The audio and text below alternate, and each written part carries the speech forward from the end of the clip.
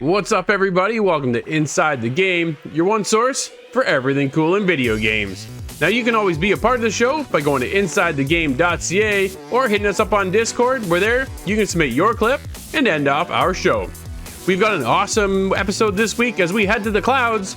I jump into the world of Assassin's Creed Valhalla, and new gen is here, but you never forget about the old games. All that and a whole lot more on this week's show, so let's get started with the Inside Scoop.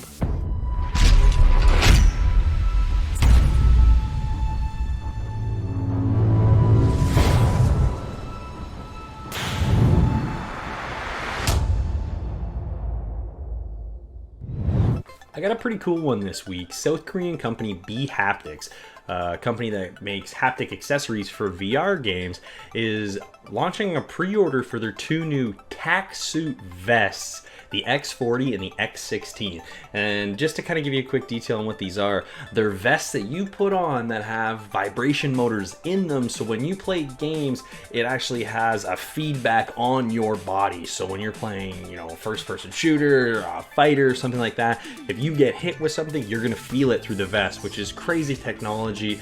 We've tried out some of this haptic technology, and let me tell you, it's super awesome. So the fact that there's companies out there that are kind of pushing this forward is really cool, because it just adds to that immersion level in video games. And BHaptics, I think, is doing it right here. Their X40 suit is going to retail at $500, and that one is a little expensive, but if you're really looking for kind of the top-notch move here, that's definitely the way you want to go. But the X16 is a little more friendly at $300, and it is geared more towards in-home use. They're saying it's a little bit shorter of a vest, so you can wear it while sitting down. It's comfortable still. The X40 is going to be tailored more towards kind of the commercial, high-end demos, that kind of thing. So it's really cool to see this technology kind of coming into play here, and the fact that it is becoming a little more prevalent. You're hearing this haptic technology being used everywhere now. So the fact that we're kind of getting a quick look at being able to jump into this, mind you, it's only really working solely with just over 20 plus Steam VR games. There are a few that we are getting here, which I think are going to be pretty good. We're going to be getting games such as Onward, Thrill of the Fight, Sariento VR. We're also getting Half-Life Alyx, Skyrim VR, and Fallout 4 VR. And these games are all going to really tailor into what the vest is going to allow you to feel while you're playing these games. But this doesn't mean you can't use it for any game. Just like the haptic chair we actually got to check out, the VibePod chair, this is going to allow you to plug in and play any game, and what the technology is actually going to do is start to pick up audio cues from the games you're playing and kind of have that feedback through the vest. I noticed that's not necessarily the best use of the technology, but it's definitely a cool way to immerse yourself into certain styles of games. I found first-person shooters to be a really, really good use of this technology, and the fact that you can actually wear it as a vest now, I think is super cool. So definitely keep your eye out for what these things are going to be kind of coming in the future, and if you are interested, check out BHaptics, the South Korean company, and they're definitely their two new tack suits, the X40 and the X16.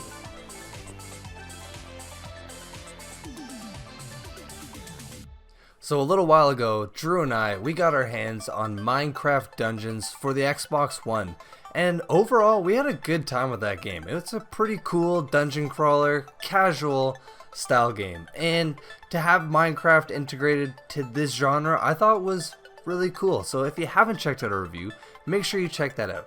But some new news with this game: it got released on PlayStation 4 shortly thereafter, and it's also on PC. And with the latest update, we are going to get full crossplay between the Switch, PS4, PC, and Xbox One. This is really exciting news, because for anybody who has whichever console, now you can play with whomever. So like I said, if you haven't actually checked out this game, you definitely need to. Now you can play with all your friends on whichever platform, it doesn't even matter. And this is all coming November 17th. In the past few months leading up to the launch of the new consoles, Sony has taken quite a bit of flack for raising their prices to $70 per title. Now, it actually goes further. Internally, they were discussing raising the price beyond that, especially for first-party titles, as a way to reflect the increase in costs associated with producing these titles. It takes a lot more money now to create something of that caliber than it used to maybe 5 or 10 years ago. Now, some players were hoping that if the prices go to 70 or beyond, perhaps that would get rid of microtransactions. Well, it turns out that that was never actually on the table. Microtransactions are a large part of these companies' income, and they do not want to sever that off. Now, there is at least some solace knowing that they decided against going beyond $70. Capcom's chief financial officer summed it up nicely, saying that he believes the price of the software should reflect what consumers are willing to pay, rather than the cost associated with the creation of these products. Now that's some comforting thought, because in the new generation, and as everything gets more expensive nowadays, how much can they really raise it before players take a step back and could really question, which games to get?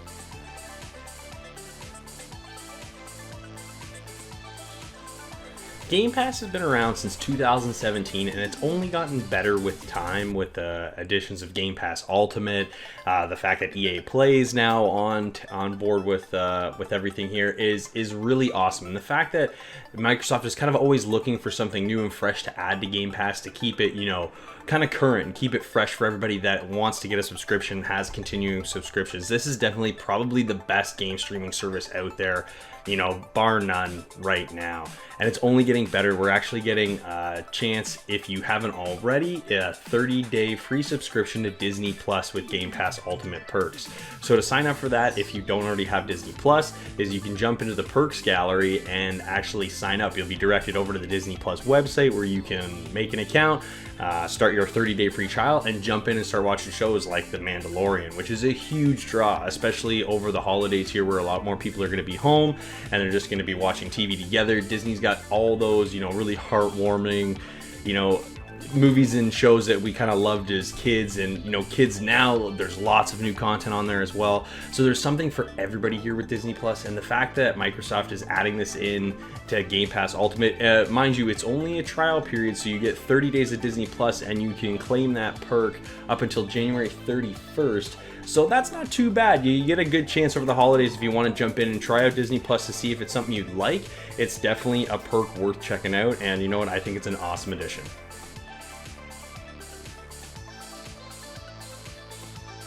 Alright, fellow Wastelanders and Vault Dwellers, I got some news in regards to Fallout 76, and this is pretty exciting because we got the latest DLC update coming in December. Now yes, the long-awaited and beloved Brotherhood of Steel is making their appearance, finally, for real, in Fallout 76. And there's going to be a huge quest line involved with this, and a whole plethora of new characters, and it even seems like there's a raider kind of quest line possibly along with this. We got to see this all kind of chalked in the trailer, and we won't find out more details until exactly December 1st when this launches.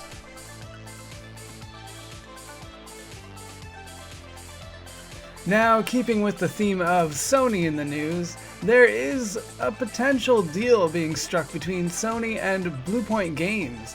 Bluepoint Games are the remaster kind of masters of sorts. They have worked on many Sony titles, bringing them to future consoles, and the latest, being Demon's Souls, was somewhat of a test between Sony and Bluepoint Games. Now, they seem to have aced this test, and although it is unclear right now whether they will absolutely be bought up as a first-party generator, it definitely seems like we will know that by February this coming year. Now this is exciting because it's not just a deal regarding more remasters. If this goes through, Bluepoint Games wants to create their own IP and their own unique brand of games to bring to the PlayStation 5.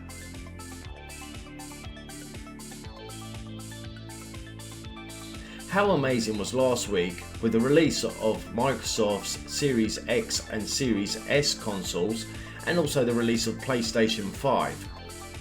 Normally with PlayStation 5 they release an exclusive game with their consoles, and it was going to be Deathloop by Arcane Studios, but unfortunately, as reported in the news this year, that it got pushed back till next year.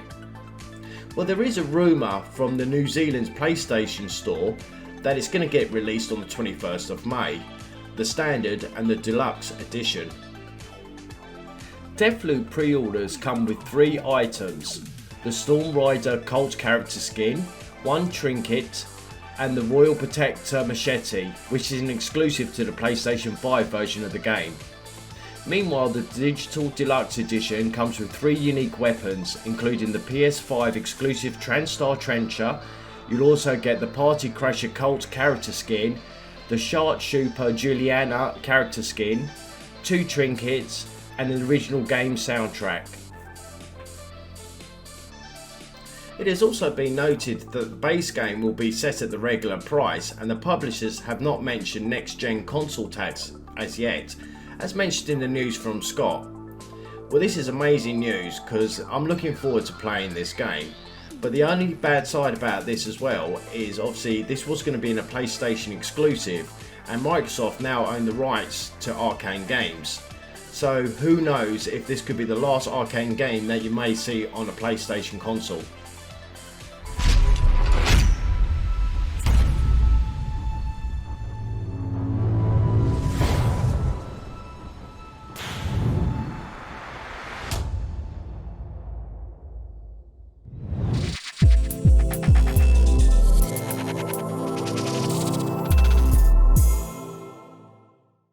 Well, Cory, it looks like we're space botanists in this one.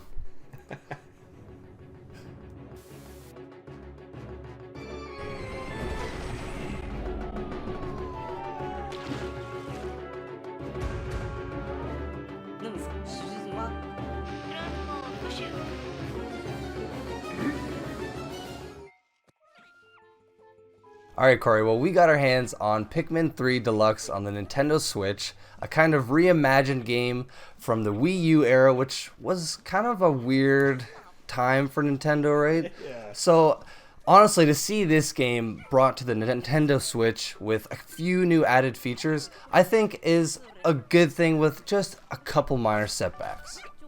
Yeah, you know what? This is my first experience with a Pikmin game. I was aware of them way back when the originals came out.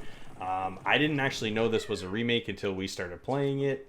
And the fact that it is coming from a pretty interesting control scheme with the Wii U system over now that we're playing on the Switch now with either controller in hand or the Joy-Cons. So I found it a little difficult just jumping in. Some of the controls for me were a little hard to understand getting into Pikmin, but it is a relatively simple game. So once I've sorted it out, it was really easy to kind of move through this game. But I like the kind of cutesy, cartoony aspect. Overall, they didn't change the game much from the 2013 version. Visually, it still looks the same. But because of that kind of cartoon aesthetic we're getting here, it's, you know, it still fits. It still works. You know, the characters are cute, and it's kind of fun to play through the way they talk and how they interact with the Pikmin during the game. So I did have a ton of fun jumping into this, and they haven't changed a ton from the original. Like you said, they added a couple things in. What were some of those things they added in? Well, we got co-op, man. Couch co-op, which I think is a great feature for this game. And it's very easily accessible. All you do is press start while you're playing, and you can easily just access co-op right there, then and there. Yeah, that's so awesome. that's a good thing to see. And they actually added some side missions. So, you know, the whole base of the game is you originally are split up because your ship gets destroyed, crash lands on this planet. So you're kind of trying to find your crew, get them all back together, and while you're there, you discover these delicious fruits. And the whole premise of the game is you have to go and collect food to survive, because after every day, you consume one food on your ship. And, you know, some missions, some days, you might not get any fruit, but some you might get 2 or 3 fruit. So it's a kind of a, you know, a cute story that just, I honestly, I had a great time with this game, dude. Yeah, it's like you said, the way the kind of the missions play out, is, yeah, you're always kind of on that hunt for that precious resource, that food resource to kind of keep you and your crew going. And as you get through this game and you find your crew on the map, you actually join up with them and you get into the task of controlling all three of them at the same time.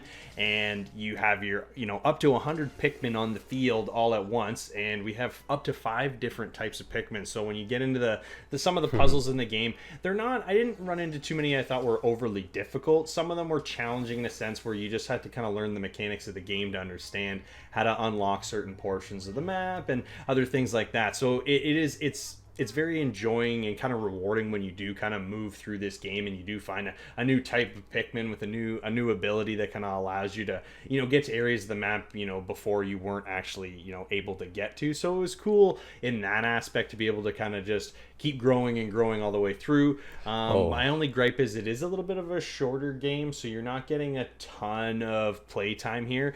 But the nice thing is one of the new additions is 2 new difficulty modes, hard and super spicy.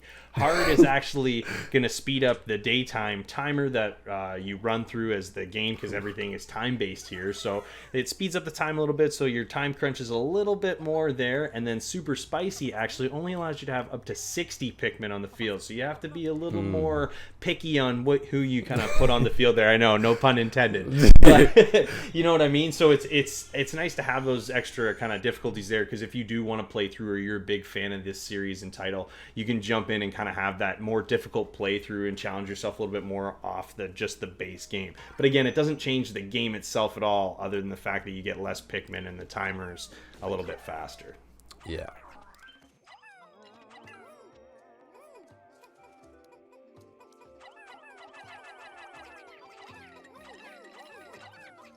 Well, I mean, dude, we've all in all had a pretty good time with this game, right? Yeah. But if I gotta really kind of gripe on one thing, it's gotta be the price point, man. This is a full price game on Nintendo Switch, and for something where they've really just added, side missions and the co-op feature, which are really great, it's a steep price, man. Nowadays, like, this is a 7-year-old game now, and for $90, close to $100.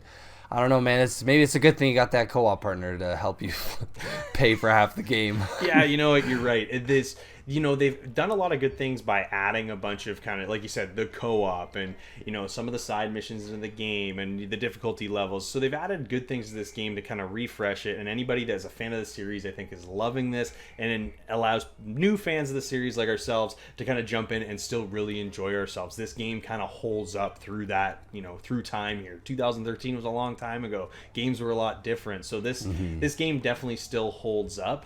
But yeah, for that price point, it's so difficult to kind of justify it, right? Because we're not getting any visual upgrades. We're not getting anything like that. We're just getting the same game with a few extra things. Like you said, maybe we're going to need that co-op partner to help us pay for this full price title. Aside from that, though, we love this game, so we're going to score this. Cory, I'm tossing it to you, dude. What did you think about this all in all? You know what? I had a blast playing this game, Nate. It was a lot of fun. Again, like I said, the controls are unique, but once you get it, it is a whole lot of fun when you get to control the different types of Pikmin there are in this game. And the fact that you can just jump in and play with anybody split screen at any point is a blast. But that price is a killer. You know what? I wanted to rate this game a little bit higher than I am, but because of that price, I can only give this one a 7.5. Okay, man, so I'm just a wee bit higher. I loved the quirkiness of the storyline. The dialogue I thought was really cute and just funny. Like, I was chuckling quite a bit. And just very satisfying as you unlock the new Pikmin and just explore the world of Copi. So I'm going to have to give this one an 8. Nice.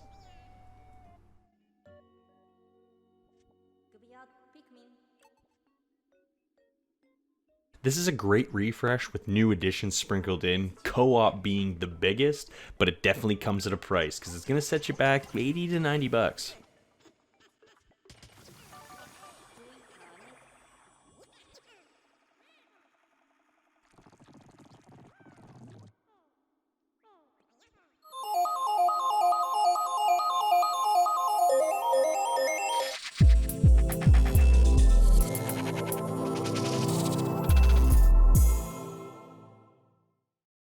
All right, Nate, you ready to get punked in the clouds? Yep.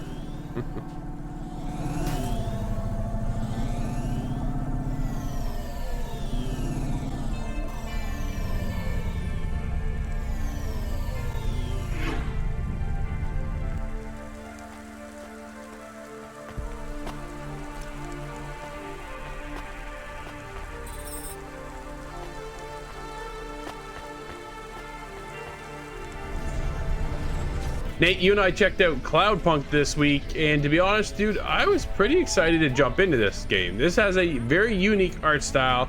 It's got this kind of Minecraft-esque dungeons look to it, and I was rather intrigued by the style for sure. And then the story, well, Nate, I think that's kind of where we have a bit of an issue, is the actual story. What's going on is there's a mystery to this whole Cloudpunk delivery service, and it's intriguing, but dude, it is so slow to get this thing going. They want you and I were talking briefly off camera about how they want you to get immersed into the world, but yet the world is cool, but that the world still feels boring.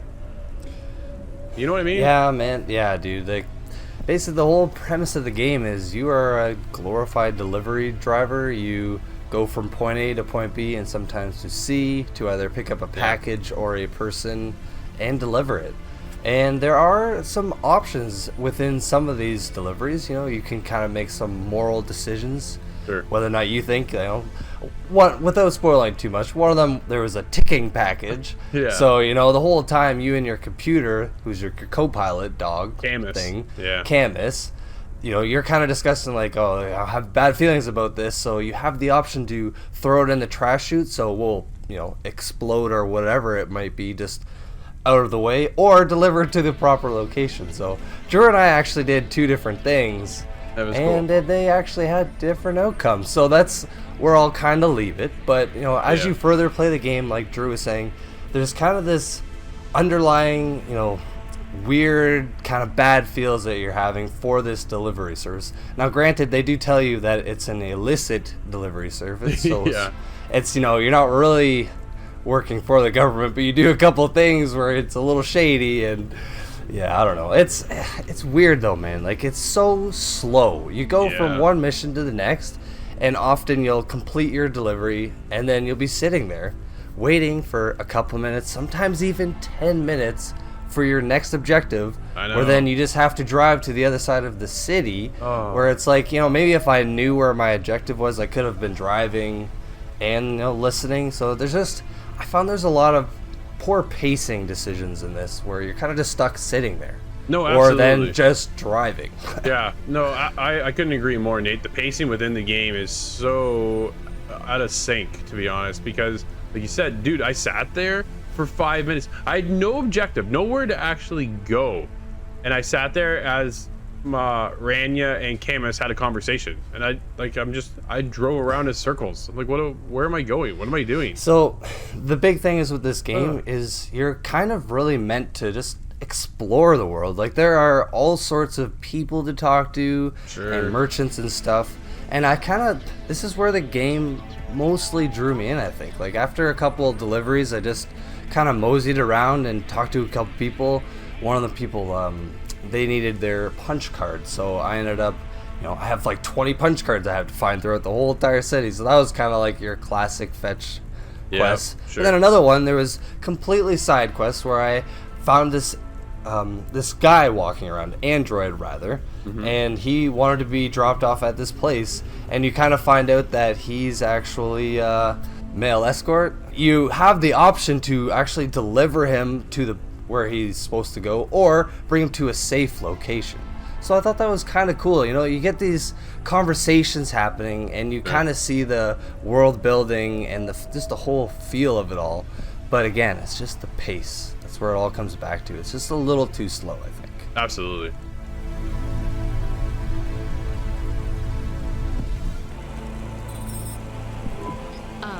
Hello? Are you the elevator that eats people? I am Gorgothwa, child of Kara and destroyer of worlds. Hear my roar and quake in fear.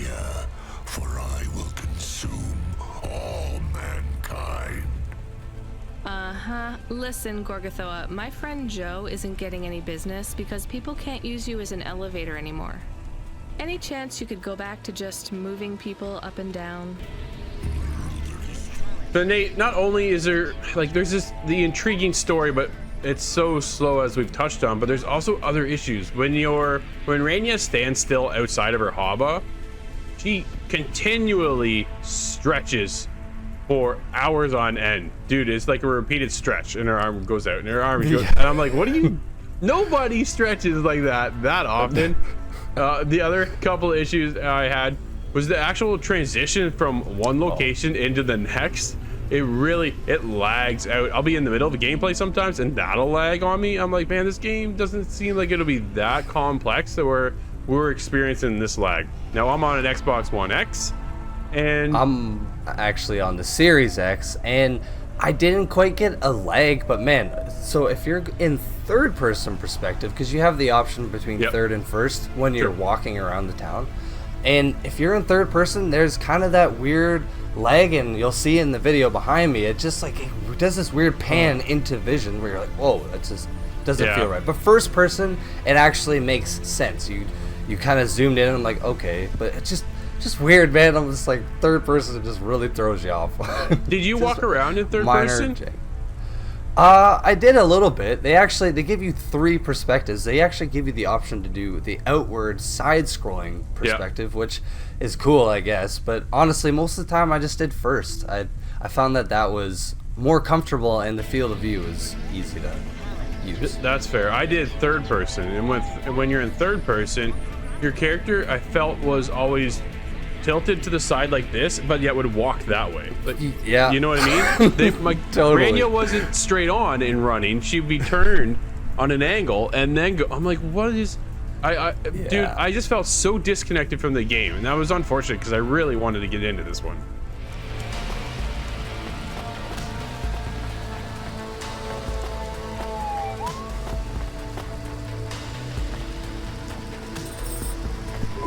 I guess it was nothing. We did our job, Camus. We shouldn't ask so many questions. I am not sure. You want to say something? If it is okay? Sure. Is this a job good? It pays good. Are we doing good things? No more questions, please, Camus. Okay, Nate, I think we've been playing Cloudpunk long enough. We're getting our head out of the clouds. What do you score in this one? This one I found was a little bit tough because there's some boring, moments, and the pacing is kind of off. Some of the jankiness within the screens, but I can honestly say this is gonna get a 6. I appreciate that there are voiceovers for all the characters in the game. You're not really stuck reading much, and honestly, the world they created, it looks pretty cool and is very interesting. That's fair. I think the world building is there. Honestly, it's just so slow. And the overall game just really appears boring. Lag is everywhere when you're on the Xbox One. I'm on the X, and I'm having issues there. There's just so many other issues. I had a hard time playing this game. I'm there with the 4.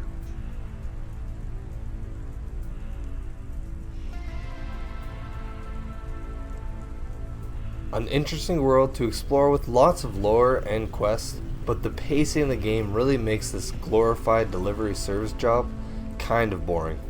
Are you never slow, Joe? No, I am currently very slow, Joe. You got my converter? Yeah. Thanks, Cloudpunk. I'm gonna give you this old one. It's busted, but if you get it back to Emmett, he can fix it up and sell it on for a good handful of limbs. These converters are worth a lot of money? They sure are. I owe Emmett, so you make sure it gets back to him safe, you hear? Without the trade-in value in that busted converter, I wouldn't be able to afford this repair. My racing days would be over. Early retirement. I'd go mad.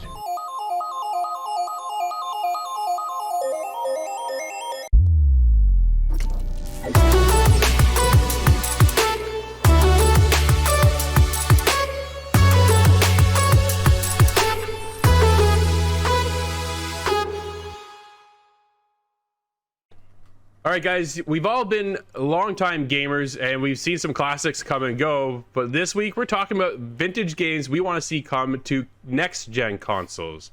Cory, What you got? All right, so I'm going way back. It took me a little while to figure out what games I want to see, brought into the next gen. And I mean, there's a million games. Oh, I know. We played so many games throughout our lives. So I went back to like my childhood. Yep. And games I had a ton of fun playing.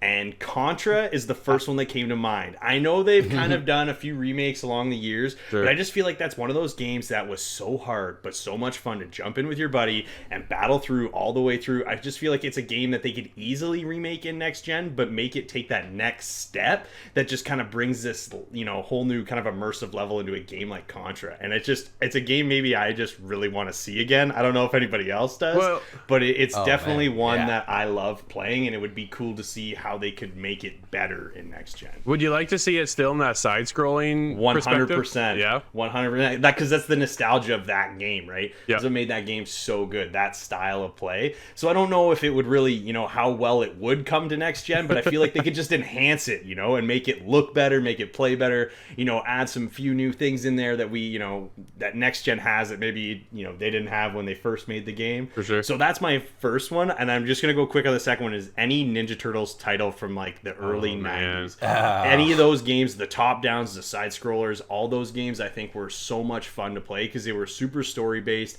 and I just feel like it'd be a really easy game to port over to next gen. That's kind of where I was coming from with those two retro kind of Contra games. It's been so long since we've had a good Ninja Turtles game that we are long overdue, man. I don't care if they just remake something from the ground up as a brand new title. Don't even go vintage. I don't care. Just give us a Ninja Turtles game. Give us a new one. Yeah. Well, I don't even know if you guys knew this, but earlier this year they actually dropped a new Ninja Turtles game. Right? Yeah, and that's just it. No one heard about it, and let's not talk about it maybe because apparently it's not that good from what I've heard. So we're still looking for it. Then we're still looking for it, is what I'm saying. Oh, we're still in limbo waiting. Nate, what do you have lined up? Honestly, this is kind of tough, but I'm going to kind of go with Cory's approach because I'm going to go with Maximum Carnage. Oh my God. And that's Spider-Man, man. Spider-Man. Yeah. But yeah, I don't know if any of you guys played that, but you can I know actually the play game. as Venom. And it was kind of like this is really cool beat-em-up style Spider-Man game. It was also relentless, but I don't know, man. I think I loved Miles Morales, and that whole approach with Spider-Man is masterful. But to maybe get like a cheap $25, $30, beat 'em up style Spider-Man game, I'm in, especially with Venom. He needs to be there. Yeah, for sure. We're long. What about you, Scotty? Oh, I have an idea. I may have mentioned this a couple times in some other settings, but my big one that I keep going back to every time is Kirby Air Ride. I knew it. I knew he was gonna say Kirby Air Ride. I think that Kirby Air Ride, just the way the game was structured, where you go in, you grab power ups, and then you face off against everybody, and it would lend itself really well to a Kirby 99 battle royale style. There's ways they could frame the gameplay in the next gen to make it just a giant game, and that game was. We're talking almost 20 years ago now, so they keep making Kirby games, but they haven't hit Air Ride in the same fashion, and I think it's been long enough. I would definitely love to jump into one of those games. On the new gen, it could look amazing. It could play with tons of players online, and it wouldn't lose itself. It could be exactly true to the original Kirby Air Ride. Nah, that'd be cool. Nintendo exclusive right there. I like it. Yeah, they can have that one. Fortunately. Yeah, absolutely. I've got two that I keep kind of toying with. One is the original Nintendo, and the other one is actually on PlayStation 1. And we've seen the one from PlayStation carry on over the years, but I want almost a remaster of the original Metal Gear Solid. That is what I want on next gen consoles, man, to go back into that game again.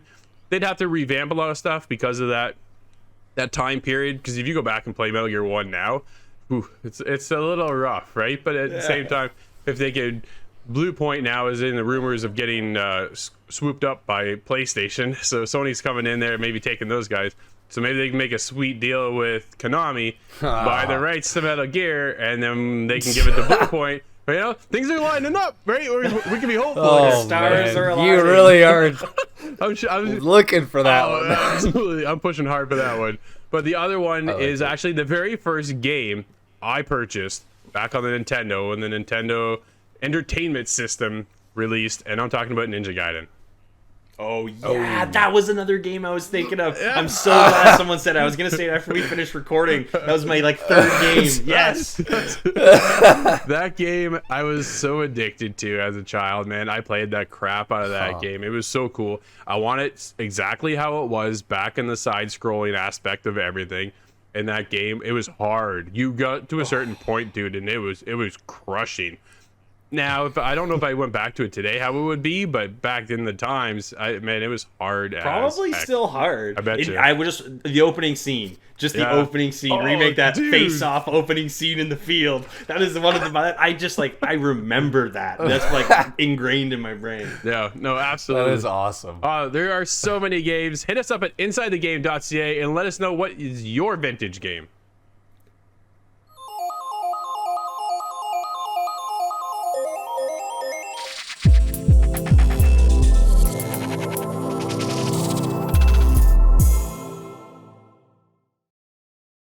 Time to hit the battlefield with the latest Assassin's Creed. You intrigue me, Wolf-Kissed. Orphan and sibling, warrior and poet. Eivor! Sigurd! I missed you, brother. Randvi, your husband returns, bringing gifts and riches to share. And new friends, I see. Ubisoft has released the latest Assassin's Creed Valhalla, and we took our leap of faith. Normally, I'm a big fan of the Assassin's Creed series, played them all, and mostly loved a lot of them. There's a few misses, let's be honest. And Assassin's Creed Valhalla kind of has me in the middle. Parts of it are great, parts of it are just not. There's a little bit of a slow start. Honestly, this campaign story itself has you start off with a bit of a chase, I'll more or less say. I don't want to spoil the beginning. This beginning kind of sets the tone of the game, and then how you want to decide to go out and about to play Assassin's Creed Valhalla is completely up to you. Choose the male character or the female character, or midway through, just flip them around. Doesn't really matter. It's completely up to you. And I found because you didn't actually get established with one or the other, it wasn't like Syndicate where you would play as Jacob. And then other times you would have missions that where you would play as Evie Fry. And that's how Assassin's Creed Syndicate will play out. Or Origins, Bayek, that's your role. That's the way you go. You get into Odyssey, or then you have Alexios or Cassandra. You don't get the flip back and forth. Because in Assassin's Creed Valhalla, you get the option of whether or not you want to play as the male Eivor or the female Eivor. And I couldn't really decide which way I wanted to play. Most times, I'm either going the female role or whatever stealth character has that more kind of my play style. And here, it really doesn't matter which way you go. The characters, to me, weren't really bringing a lot of life and personality to Eivor like I really wanted to. It was hard to connect. In the end, I ended up choosing the male Eivor and kind of liking it for the most part. No, it can't be! Stay back! That's a bread knife, my lord. Do you mean to butter me? The female character just didn't seem to cut it this time for me, but the voice acting was just okay. It wasn't really strong. And overall, Assassin's Creed Valhalla is good, but I've seen better Assassin's Creed games. Origins was a great addition to the Assassin's Creed franchise. We go way back. Well, you know where it all really starts. Altair was a great Assassin's Creed, but there's major problems with Assassin's Creed 1. Very repetitive. Then you get into 2, and then you get the introduction of dual blades. And then, that really elevated Ezio's story and how that unfolded. On 3 kind of had a bit of a setback for me. But either way, moving forward to Assassin's Creed Valhalla, this campaign story was slow. It was a slow burn, and that's a bit of a problem when you're getting into something as big and as vast as Assassin's Creed. Now, it's not as big as Assassin's Creed Odyssey, thankfully, but it's still no small title either.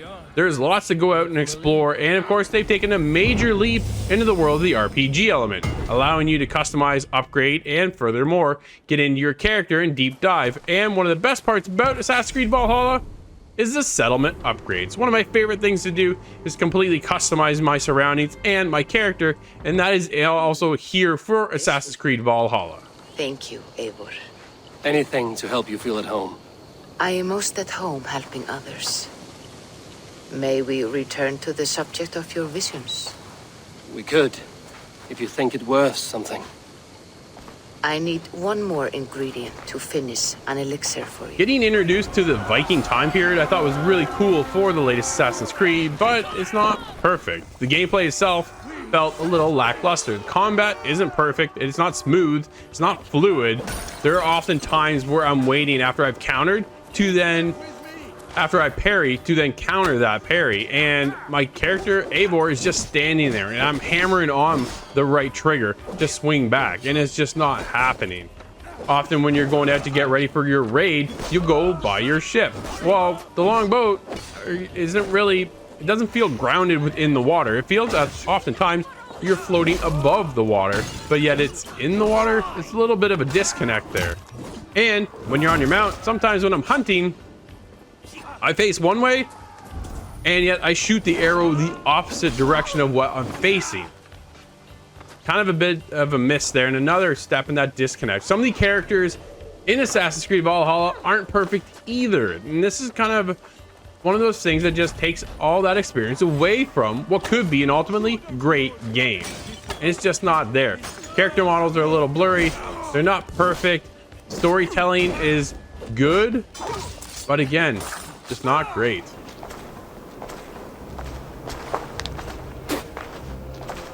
Change has come, Burgred. All that remains is a coronation. A witan with the Lords of Mercia. Burgred, my love! My lady, are you injured? Did they hurt you? I often found myself wondering, where are the simple things in the game, the quality of life sort of aspects of it? When you're running and you're going in there and you're looting stuff, well then oftentimes instead of just grabbing the items, you go up on top of the item. Well, where's the hit detection in that scenario? And it's those kind of things that set you back within Assassin's Creed Valhalla. It's really unfortunate. Or when you're looking to upgrade certain stuff or your settlement, well, where are the resources that I know I have enough of those resources in order to upgrade the next piece of tech or gear for myself, or the next upgrade in my settlement is not there to be found until I go to that actual piece or the land of the settlement, and then I know there's the materials, that's what I have, but it's just not enough. Everything should be present right there on the screen in the inventory. The skill tree, I think, is absolutely one of the best skill trees Assassin's Creed has seen, so that was nice to see. But there's just so many minor things that would have been a nice touch and just a quality of life that is just really lackluster in Assassin's Creed Valhalla.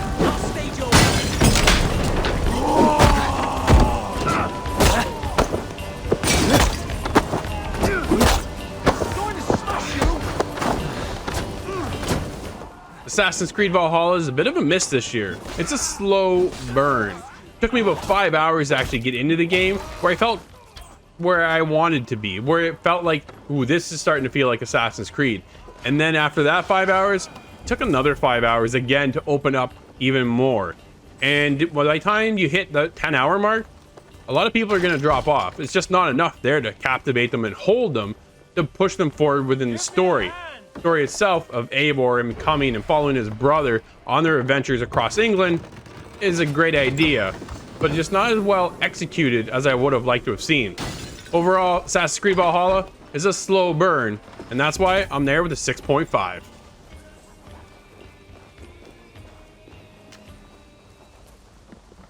Set in the Viking time period, Assassin's Creed Valhalla has everything going for it to expand as the next great Assassin's Creed title.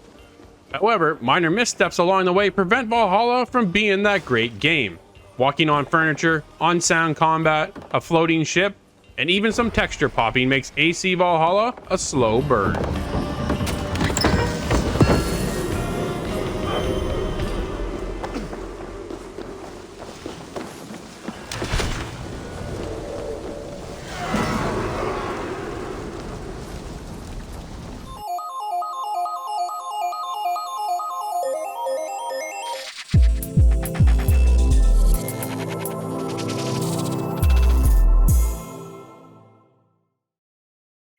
Alright, so this week I'm going solo with Crysis Remastered. And you want to know what? You could have fooled me with that title.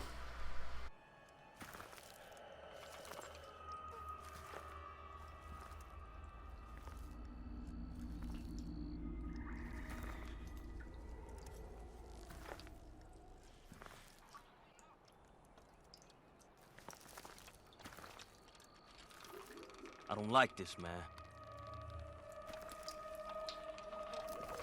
So, Crysis Remastered by Crytek. Well, this game I have been looking forward to for years.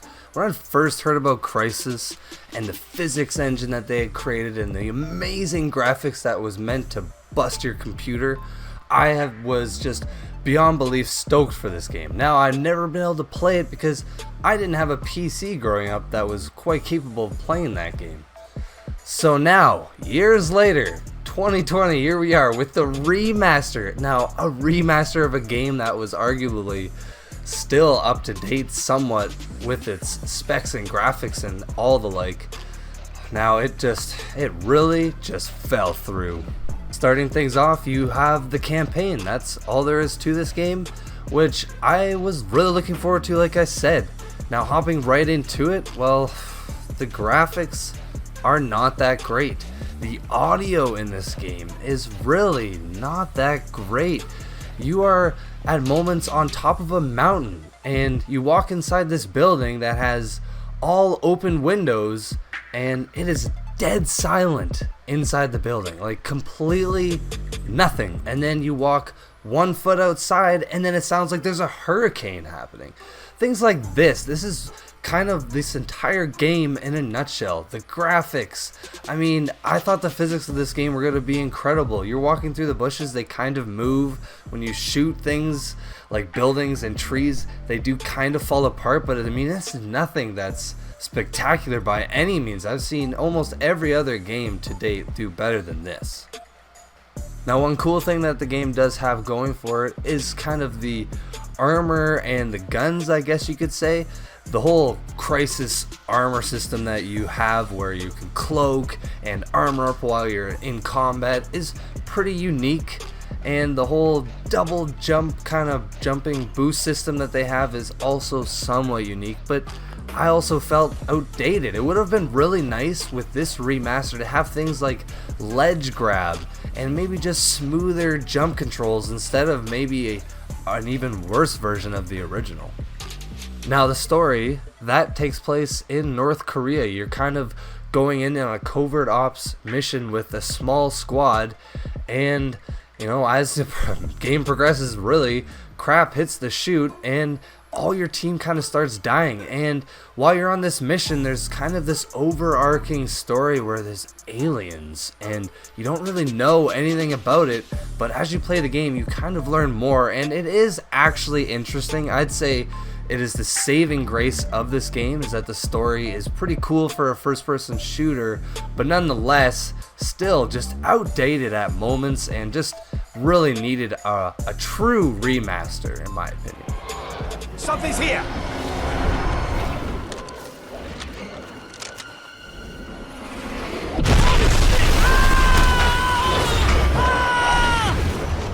It's got Jester! We have to go! We have to go now! You know, again, without harping on this game too much, the stealth mechanics I thought really needed some help, because there were so many times where I was in cloak and then I walk inside a building where I was completely unexposed to anybody, and then I decloak and then I start getting shot at from a machine gun turret outside the building. It blew my mind that the NPCs, they just had zero work done on them. They were kind of dumb at times or way too smart for their own good. It just was complete lackluster. Another kind of cool thing along with the campaign is it's not just a linear story. You're kind of put in this open sandbox where you can explore the world as you want, where you have to go to one objective with the option to do secondary objectives. But a lot of these missions are just, you know, go to an area, stay in this area, secure it, and then move on to the next. Or just grab the objective or secure the hostage. It's just kind of these basic things we've seen in all video games since the beginning of time.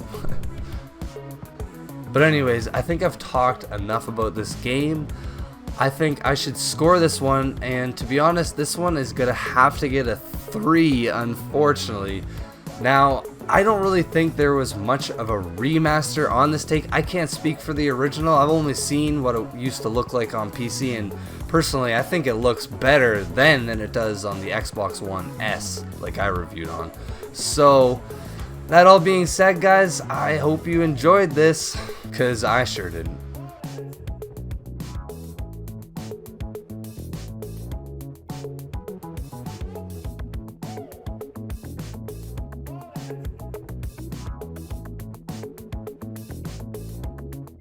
After many years of waiting to play this beloved game, I was severely disappointed with this remaster.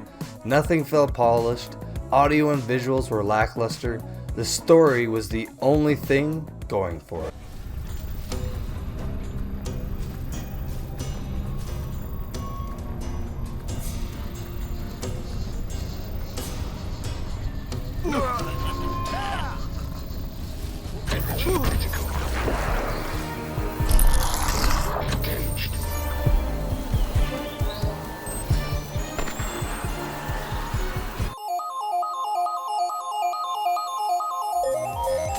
The guys and I were live this week over on our Twitch channel, and we're going for the crown. Let's check it out with some Fall Guys action.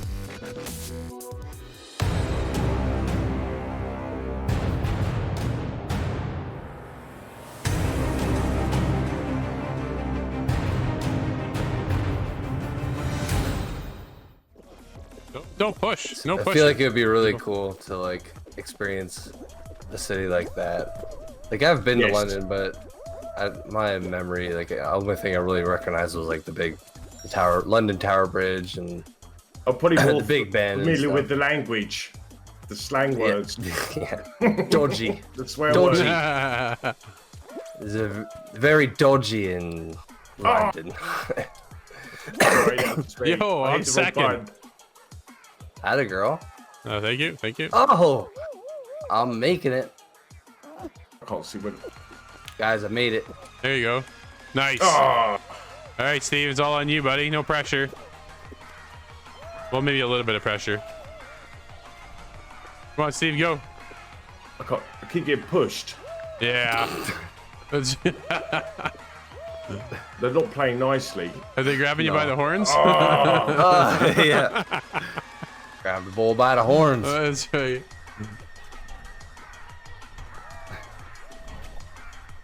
You got this, Steve. Nice. Yeah. Oh yeah. Oh no. Oh nope. Yeah, I kind of. Oh, I messed up. Ooh. Oh yeah. There you go. Jump. Yeah. Oh. That's so close. Where do you come from? Oh. All right, man. So you move the blocks for me, and then I'll go. Okay? Is that how this is gonna work? Yeah, we'll help each other out. Maybe standing on top as you move it nearer to the wall for him. Whoa. Yeah, how do you grab the ledge? Hold R2. Oh.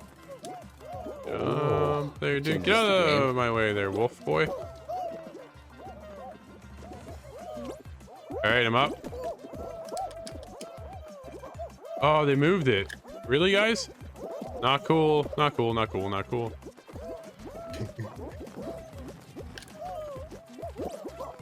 We can do just to miss someone's jump off, just as they're mid-flight, just give it a nudge. I should. That's what they're doing there. Yeah. Alright, I'm on the last one. Where are you at, Nate? Oh, I'm nowhere near. Oh, that guy's up and over. How did he get up and over there? Yo, yo. Come on, man. The ledge grab is so painfully slow. There we go. Nice. Oh, come on. This isn't working. I'm sandwiched here. Come on, get up. Can't see, I can't see. Go. go. Get out of the... Oh, you people are in the way. Everybody keeps blocking me. Go on, Nate. You can still do it, buddy. Come on, Nate. There's lots of room over here, man. Yeah. They keep... This isn't Go working. on, you can still do it. No, go. We're going no! Yes! Did you I get was in? the last one. I was the last one. Oh, seriously? I've been here the whole time? Good job, Nate. Oh, man, I got stuck. Oh. Watch behind you. Actually, behind me should be safe. Oh, yeah, you're looking pretty clean right now. You got a minute, 15 seconds to go. Oh, he's getting cocky. Getting cocky, a little dance there. Oh, here comes somebody. Nope. Oh, watch out, watch out, watch out, watch out. Monkey boy's after you. Get out of here. Monkey man. Oh my goodness, Nate, run. I can't see where I'm going, man. This is rough. All right, you're good. Yeah. Oh, there's monkey guy again. Heads up. Okay, he's gone. Oh. All right, you're looking pretty good. Yeah, 45 seconds to go. Come on, you're halfway there. Watch out for the teddy bear thing looking, whatever that is. Teletubby. Five Nights at Freddy. Yeah, exactly. Oh, watch out for the dinosaur. Dinosaur. Oh, man, that's hard to see. That's it. I know, man. Oh, This is there you go. awful. Oh, man, you were good. You were good there. Oh, I'm scared. You got 21 seconds. Watch, there's a dinosaur in there. Whoa. Look out, they'll You all got be 17 up there seconds. underneath as well. Coming at you, watch out. Oh, no! Oh, no. Nate, oh, no. 9, He's right in front of 8. Grab it. Oh, you He's got right in it. front of you. I got it! No! 4, 3, 3 seconds. 2, 3 seconds. 1. I didn't. Oh, Yes. oh, dude, I can't believe you got it back. I snagged somebody else's. Go, Nate, go. Oh no, the cannon fire is already happening. You going in the middle? You going outside? Outside? Watch for the ball. Watch the orange. Coming at you. Ooh, nice. Good job. Oh, you're on a good side. Come on, watch out. Oh, he dodges. Oh, he got nailed. Steamrolled by one of them. Oh, fancy dodging. Nice footwork. You got some catching up to do, though. Hopefully get caught in the little whirlies. God, you can That guy's still getting do it, Nate. hammered. Oh, my goodness, Nate. Go, buddy, go. Come on. Go, Nate, go. Oh, you can do it, Nate. Oh, good try, Nate. Darn, they didn't. Well, that'll wrap up this week's episode. Thank you so much for watching. Now, each and every week, you can end off our show just like BigPapaFool did, as he's shown off his clip of some Rocket League action. But until next week, again, thank you so much for watching, and we'll see you inside the game.